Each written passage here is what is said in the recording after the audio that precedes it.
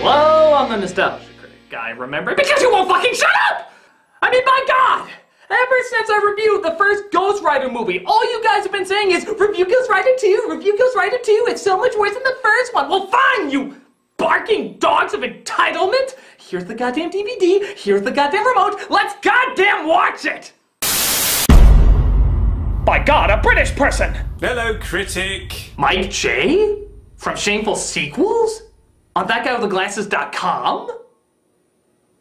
Born in 1984, Mike J enjoyed a simple childhood. Enough of that. Critic, I found a way to record myself onto every Ghost Rider 2 DVD in the world. Really? Yeah, it was actually quite easy. Huh? I've done it because no reviewer, not even the nostalgia critic who has re-reviewed about 10 films I reviewed, but we'll just ignore that altogether because I can let things go like that, should have to sit through this flaming skull of dog shit alone. Wait, how do you know everything I'm going to say? Because this movie is actually so repetitive and predictable, it's actually given me the ability to predict everything in the world, which is mediocre. Wait a minute, that means you think I'm mediocre! Yeah, but you get the views. Oh, yeah? Well, if you think you can predict everything that's mediocre, predict how many fingers I'm about to hold up. 1. Again. 1.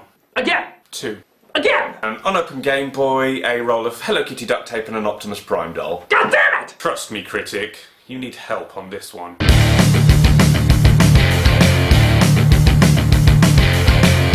Whereas the first film was underwhelming and silly, this one is painful and obnoxious. For every problem they tried to fix from the last movie, 2 more just as ridiculous take its place. It's ludicrous, it makes no sense, and it's a pain in the ass to sit through. Nobody, not even you re-reviewing prick, should review it on their own. You know, the only other issue I have is that you're a Brit wanting to do a crossover. That might anger another Brit wanting to do a crossover. What, Film Brain? Don't worry about him, he's going to be out of commission for a while. They're laboratory mice. The genes have been spliced. They're gonna give the brain. So, Critic, are you ready once again to see the hideous lengths Nicolas Cage is willing to go to for a paycheck? Isn't that the call of every Nicolas Cage movie? This is Ghost Rider, Spirit of Vengeance. And I hate it already. 1 second in, gotta be a new record. That fucking fast speed editing. Do you really think your audience is so ADD that even the film logo is too slow for them to watch? Why don't you just speed up the whole fucking movie like, I was Ghost Rider, bye! Actually, that would have been better. Yeah, they probably should have done that. But nope, we get our drawn-out movie starting in the leftover castle from Blood Rain, where a biker, played by Idris Elba, rides in. You found the boy? Oh my god, it's Heimdall from Thor! No, it's not. It's just the same actor. No, all the Marvel movies must be connected! He came through the Rainbow Bridge to have Ghost Rider join the Avengers. This created a time paradox where the Human Torch became Captain America, Bruce Banner would get plastic surgery, twice, and Howard the Duck would exist in a universe where he can actually be funny. What doesn't make sense about that? Why Stan Lee was in Princess Diaries 2? Damn that movie. Always fucking up the Marvel canon. We see the writer, named Moreau, enter a monastery full of what I'm now considering the cinematic kiss of death, cyber monks. Because they went over so well in 2 Dennis Rodman movies, clearly they've proven to pass the test of time. In a few days, the winter solstice will be past, and with it the hour of the prophecy. The Ministry is led, oddly enough, by Rupert from Buffy, but bad guys break in and try to tear the place apart.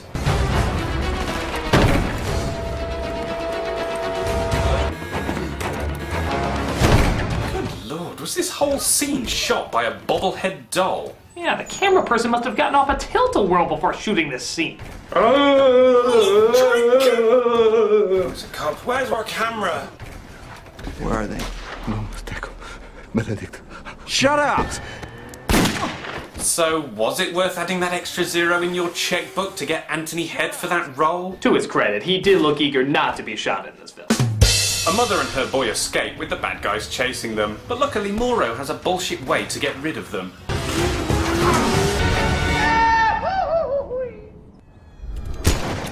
Thank God this part slowed down so I can shoot the car easier.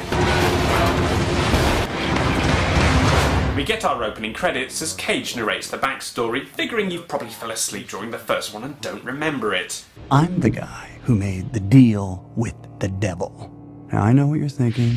Doesn't this kid watch movies? Does this ever work out fine? Let's just say good judgment was not exactly my forte. I mean, have you seen my IMDb page? It's a train wreck. We then see Cage meet up with Moreau, who seems to be alive and uninjured. How the bloody shit is that possible? If not for the intervention of God.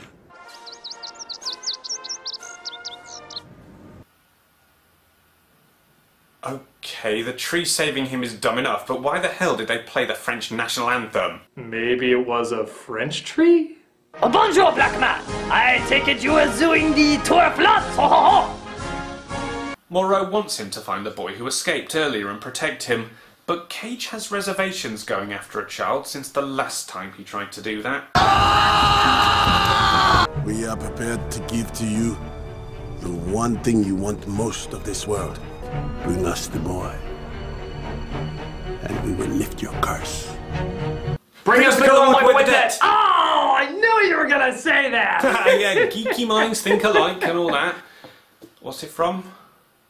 So Cage agrees to the deal as the boy's mother, named Nadia, tries to schmooze over horny McPerv here. I noticed you were, looking at me, yes? Was it? Are you Roma, Gypsy? I have a lot of money. Yeah. Hey, Mommy. I am... This has been another episode of Cock Blocker. Join us next time with a woman who can't stop talking about her genital warts. Yeah. Well, at least they're not enforcing the stereotype that all gypsies are thieves. What the hell? Oh, this is just all part of that hit-and-run editing. That what? Hit-and-run editing, where the director is so afraid to lose your attention even for a second that he'll speed up and slow down the film under the pretense that it's somehow artsy. Oh my god, it's everywhere! Even in scenes where nothing's going on! Especially in scenes where nothing's going on. It's like the editor thinks that he's some sort of rock star and the fast-forward button is his amazing instrument. Behold, I am Cut Storm, and I will rock you with my extreme editing. Look at that. How did I do that? It's because I'm amazing. Now we're going to this shot. Or maybe we're going to this shot. Maybe we're in 3 different shots at once. Whoosh, whoosh, whoosh. Whooshity, whoosh, whoosh, whoosh. How am I doing all of this? You will never know. It is the magic of Cut Storm. Tune in next time as I improve The Great Gatsby and submit Baz Luhrmann as not an annoying asshat. Cut Storm. But the bad guys catch up with them and hold them at gunpoint. But Cage arrives in time as the writer to put a stop to it. It's the Mr. Skullhead Show, starring him, Mr. Skullhead.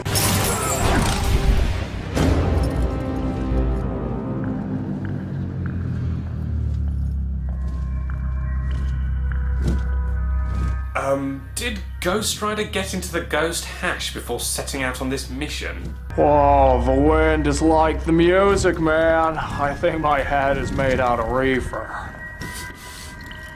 Hey, buddy! I can do this really weird thing too on Ghost Rider!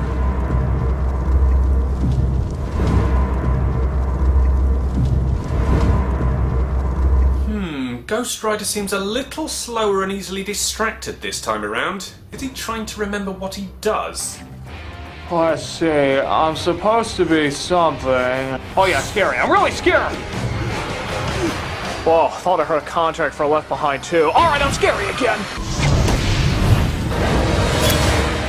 Get some. Really? That's your intimidating badass line? I've heard tougher things said on the X-Men cartoon. Of course. Not. Cage wakes up in the hospital later because, though easily surviving jumping off buildings, getting hit by trucks, and being blown up several times later, that little explosion apparently needed medical attention. Very weird, mister.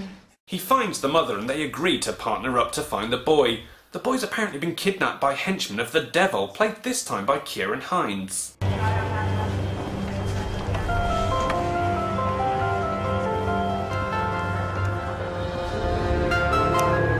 Carrying it. I just love how that's the devil's ringtone. I mean, The fucking devil, the ruler of all darkness, the destroyer of everything good. His goddamn ringtone is... that. Why don't you just have fucking SpongeBob SquarePants while you're at it? Carrigan.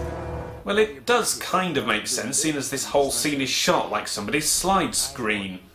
We had an agreement, Carrigan. You told me to get a kid. Weird things, bad things. Think of the child as a sort of computer. I feel like I'm watching a backwards episode of 24. What's not to understand? I want more. Just a couple other people that made a mistake. Put the boy on the phone. Seeing how Ghost Rider can find anybody, the devil speaks some words into the boy's ear that summon something like a firewall. No, really, that's actually how they put it. I just uploaded a little program. A firewall. Our friend on the motorcycle won't be able to sense him now. Of course, he still may be able to find you, so I suggest you keep moving. So, what was the point of the firewall? Something in Medina, ding dang dong, ding dang dong. What was that? I don't know. I just cut to it when I have no answers. So while looking for the boy, Cage finds out that the mother is, again, to quote how the film puts it, You're the devil's baby, Mama. Does that explain why this whole scene is shot with zoom-ins, even though there is nothing going on? Tried to kill you and blew me up. You two were like boyfriend-girlfriend? Is it symbolic, entertaining those who have the attention spans of babies? Look, audience. Movement. It's okay. You don't have to be afraid. Look at the shiny. Cage also goes into detail about why the devil may want to take human form. Why does the devil walk on Earth in human form anyway? I have no idea. Passes on from body to body, down through history, waiting for the perfect fit. Oh, come on, movie. Out of all the funny people you could have put in there, that's the one you went with? Maybe it was to help the devil baby mama line seem more credible. So he finds them, or makes them, using his greatest power. The power of... ripping off Pink Floyd album covers? The deal. Oh. Because you ripped off a Pink Floyd album cover. It's a touch distracting. It's kind of like having your deal picture look like this. It might ring a few bells. The mother finds someone who might know where the boy is being taken. And get ready, people. This is Nicolas Cage at his absolute cagiest. Hey, I got what you need for those shakes, my friend. Kerrigan must have told you about that thing that killed his men last night, huh? Yeah? That thing is inside of me. See, you're a bad man. And this thing, the writer, he feeds on bad men and he's hungry. He's hungrier than he's been years, and that's why I'm shaking. Mr. Cage, none of this is in the script. You're supposed to just ask where the kid is and leave. We don't know what you're doing right now, but for the love of God, please don't hurt anybody. The only thing standing between you and the writer is me. You're scraping at the door! Scraping at the door! I'm sorry, I was doing my impression of Bobcat Goldthwait getting castrated again. What is done with you? There won't be anything left, do you understand? There's nothing left now. I'm invisible compared to your acting. Why would he just take it so good? Glory! For Lord God's poor man is putting together a goddamn army. After getting the location, Cage rides off into the night for some all too important mugging into the camera.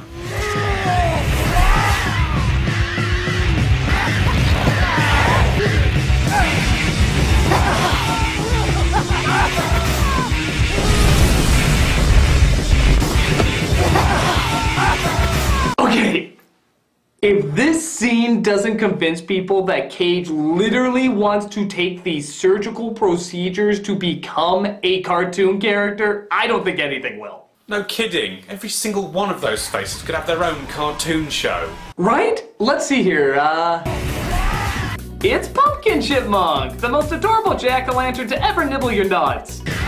Cuckoo Crazy, a cereal mascot who gets kooky if he doesn't get his Sugar Grahams. Satani the Clown, teaching how to make upside-down crosses with construction paper. Extra Steve, he's not on anything, he's just quirky, honest, that's what he tells his mum. Pervy Eyes, say, is that 5-year-old single? Skeletor, forcing half-naked men to be more open with their sexuality. And of course, Double Boner! I'm snuggly and soft! My mom never loved me. He sneezes evil through his nostrils like squirting milk from your nose, allowing him to transform and find the boy. Before turning into a Decepticon, apparently. What is it? I don't care. I'm just here to be the Deacon Frost villain that's in every David S. Goyer script. But the grenades, unlike last time, don't seem to hurt him. They just seem to do this to him. You spin me right round, baby, right round, like a lazy edited scene that makes no sense. Hey, I can see a number of my former houses from up here. This leads to, and I'm not gonna lie here, a pretty sweet scene where he transforms a crane into a giant flaming chainsaw.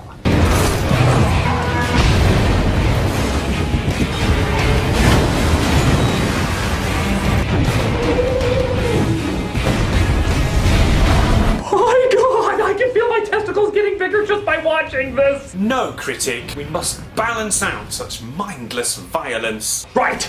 Right.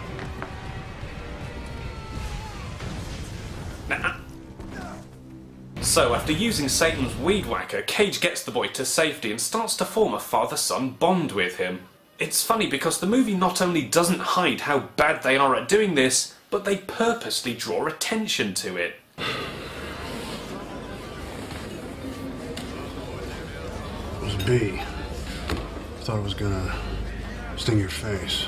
No, I had a bee sting my face once, and now I look like a bloated John Voight. How'd that happen? Well...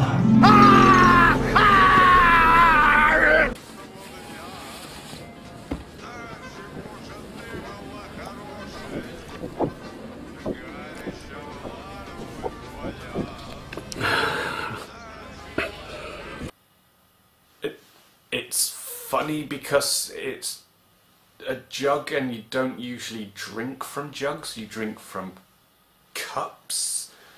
Is that the joke there? Is this a new level of humour? They have taken comedy and they have just taken it to a level we just cannot comprehend. He drunk from a jug. Ha. So the devil looks over what's left of his henchmen and brings him back to life as a burnt Matrix villain. I'm giving you power. The power of decay. That's right. Everything he touches literally decays. No, wait. If everything he touches decays, then why don't his clothes decay? Why doesn't the truck he's driving decay? Why doesn't every step of ground he's on decay? Has the devil given any consideration for this guy and how he's going to live the rest of his life? So, this is my pen, baby. I'm so glad we met in that Hot Topic. Yeah, it seems to be the only place people talk to me looking like this. What do you say we take off all of our clothes and compare who's whiter? I think that's a good idea, baby. Damn it! Happens every time! Well, guess I can shake the pistol solo.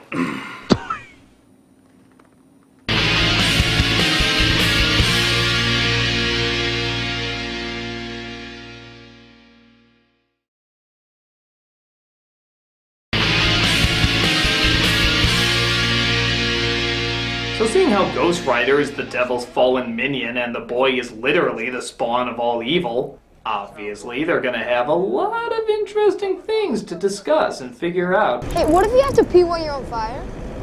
Or just ask stupid fanboy questions. What does your sperm look like when you're on fire? Does it ever burn when you splooge on fire? Have you ever prematurely ejaculated when on fire? I swear that never happens, you know. I usually stay in human form, but every once in a while you just touch me a certain way, it's like, and you know, that happens. So, bottom line is a phone over there, you want to call 911 or whatever, I'm just gonna start scraping at the door. They go to another temple of monks, this time with much less computers because, as you can see, they wear their computers on their faces. You mustn't be afraid. It was God that led you here. A bunch of assholes wrote on my face when I was drunk. This is what I get for challenging people to Mortal Kombat with a K. Cage tells the boy that he's going to stop being the rider, which pisses the boy off because, I don't know, they dicked around on a bike and made pee jokes. It'll be all right. I promise. Whatever. Moro then shows Cage the way to exorcise the spirit out of his soul. The body of Christ. God tastes old, bitter, and stale. Spoken like a true Catholic.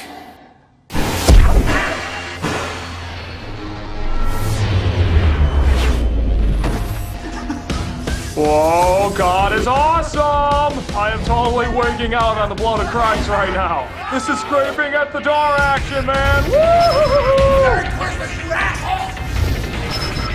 He wakes up on Tatooine to discover that the monks have plans to kill the boy because apparently that's a Christian thing to do. That boy is one of God's children! No! He's not. Don't make me play crossword with your face! But everything goes kaleidoscope vision as Sabrepuss comes to wipe them all out.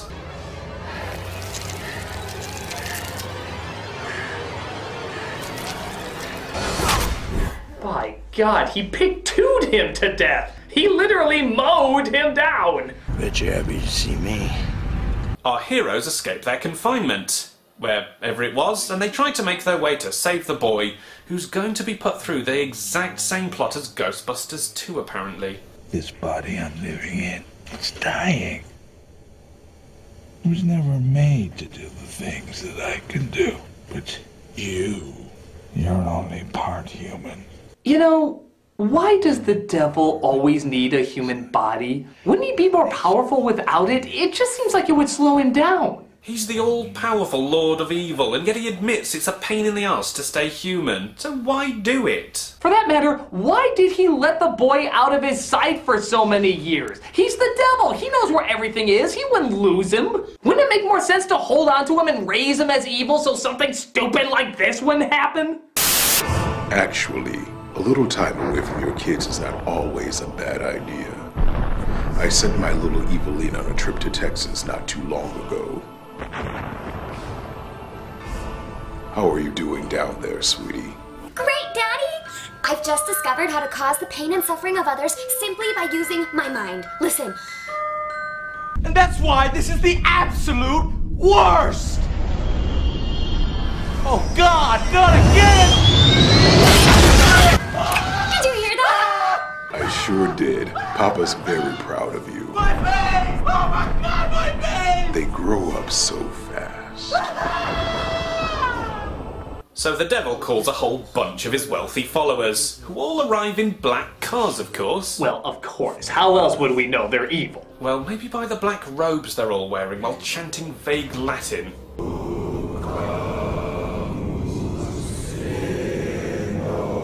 You know, I'm not gonna lie.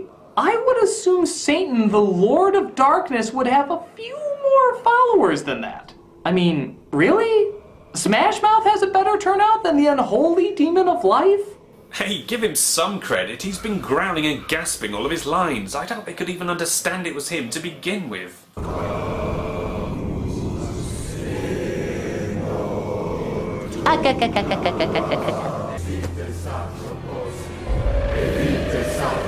Is there anyone in this movie who doesn't look like they're getting high at some point? Hey, at least they got a good beat going there. Maybe we can mix in some scraping at the door audio from earlier. Scraping at the door! Scraping at the door! Scraping at the door! Scraping at the door! But Moreau, of course, being the black guy, has to sacrifice himself, meaning the boy is the only one left who can do anything. Wait, am I you or you me? Am I half you or you half me? If you're half anything and this isn't completely done yet, why am I letting you walk up to this guy? It just seems like an ample chance to do that. The boy gives Ghost Rider his powers back and takes all the evil souls to hell. But to be fair, those people's only crime was chanting, "Ah." This, of course, leads to an exciting chase where the devil has to drive a car. Oh, for God's sakes. Why is the devil driving a fucking car? He's the devil! He shouldn't be restricted to driving a fucking car! Why do I keep seeing him do stupid human things? He's not a henchman from an early 90s comedy. He's the fucking devil! Wait a minute, in the first one he lost his powers during the daylight, so why is he able to use them now? Okay.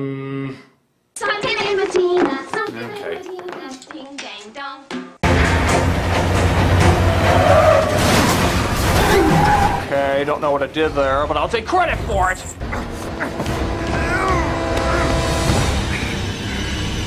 I was never afraid of you. Why would that make him angry? Does he have a part-time job as a haunted house ghost or something? If so, I think Nicolas Cage's regular face would be scary enough.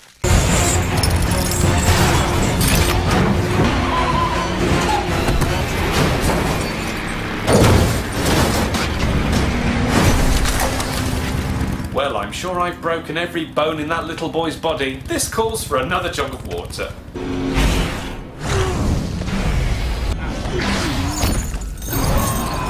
Hey, I want a Kieran Hines kite. So he sends Pussy Devil back to hell, gives his weird Three Amigos salute, and tells the boy that he's okay. Moreau said the rider was an angel that went crazy.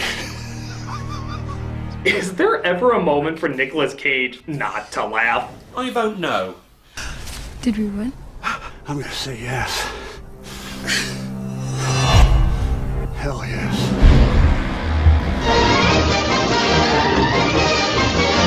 Gripping at the door! So that was Ghost Rider, Spirit of Justice. Is it okay if I borrow a certain British phrase? Please do. Fucking bollocks! Some things are improvements from the last one, like Ghost Rider looks a little cooler, there's some good action, and Cage at least has some of his traditional freakouts. But it still makes no sense, is annoyingly shot, and all the characters are even more boring cutouts than in the last film. There's not enough screen time with Ghost Rider, and even when he is there, he just sways, stares, or screams. And what fun is that? The editing is a constant pain in the arse. Most of the jokes fall flat, and it's just all around awful. No debate here. Well, thanks so much, DVD recording of Mike J. Anytime. Always happy to predict your mediocrity. British twat. Oh, by the way, look out for the Ghost Pony Rider cameo. What Ghost Pony Rider? I knew he'd get in there somehow. I'm a nostalgia critic. I remember it, so you don't have to.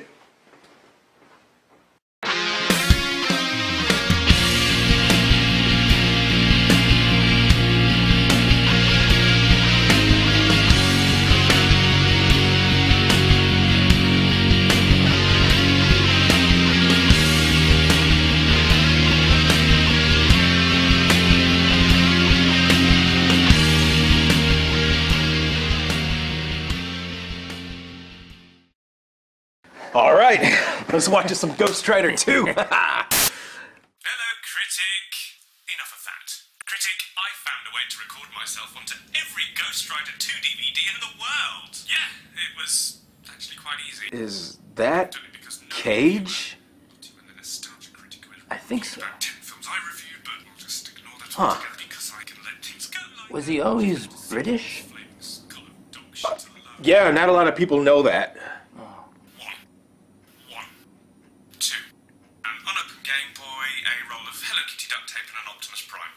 Well, if he doesn't blow up something soon, I'm just gonna start reading my Jane Austen. Nobody, not even you re-reviewing prick. You're the devil's baby, Mama.